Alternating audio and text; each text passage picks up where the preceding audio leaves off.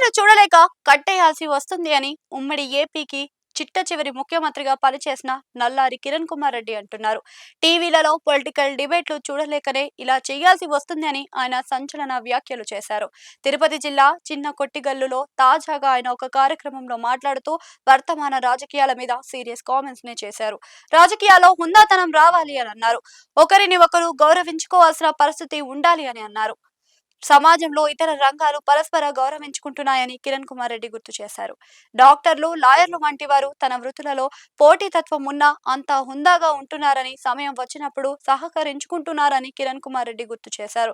దురదృష్టవశాత్తు రాజకీయాల్లో ఆ పరిస్థితి లేదని ఆయన ఆవేదన వ్యక్తం చేశారు. విమర్శలు అన్నవి వ్యక్తిగతానికి పోతున్నాయని, టీవీ డిబేట్లలో అయితే ఇంకా బాధాకరంగా ఉంది అని అన్నారు. అలాగే సోషల్ మీడియాలో అయితే ఏకంగా అసభ్య పదజాలం ఉపయోగిస్తున్నారు అని ఆయన ఎత్తి చూపుతున్నారు. నిజానికి రాజకీయ రంగం అనేది ఎక్కువ బాధ్యత ఉండాల్సింది అని కిరణ్ కుమార్ రెడ్డి అభిప్రాయపడ్డారు. ఇది ప్రజలకు సంబంధించిన రంగం అని ఆయన గుర్తు చేశారు.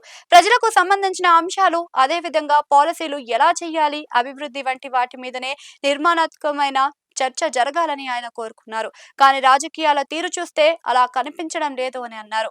దాంతోనే ఇబ్బంది వస్తుంది అని కూడా అన్నారు. రాజకీయాల్లో ఒకరిని ఒకరు తగ్గించుకోవాలని చూడడం మంచిది కాదని ఆయన అన్నారు. ఒకరిని గౌరవించడం వల్లనే మనకు కూడా గౌరవం పెరుగుతుందని ఆయన చెప్పారు. అయితే కేవలం విమర్శల వల్ల అందున పర్సనల్ గా టార్గెట్ చేయడం ఉపయోగం అయితే లేదని ఆయన అన్నారు. మరి ఉమ్మడి ఏపీని 3 ఏళ్ల పాటు పాలించిన ముఖ్యమంత్రిగా కిరణ్ కుమార్ రెడ్డి చెబుతున్న ఈ మాటలను రాజకీయ పార్టీ నాయకులు పాటిస్తారా అన్నదే ఒక పెద్ద ప్రశ్న. సోషల్ మీడియా వచ్చాక స్మార్ట్ ఫోన్ల యుగంలో ఎక్కువ మంది జనాలకు రీచ్ కావాలి అని కోరిక అందరిలోనూ బయలుదేరింది. దాంతో ప్రతి ఒక్కరూ విమర్శలు చేయడం దాటిగానే ఉంటుంది. అది హద్దులు మీరితే వారి పేరు ఇంకా రీసౌండ్ చేస్తుందని, ఎక్కడికో వెళ్ళిపోతుందని భావిస్తున్నారు. అందుకే ఈ షార్ట్ కట్ రూట్ ని నాయకులు ఎంచుకుంటున్నారు.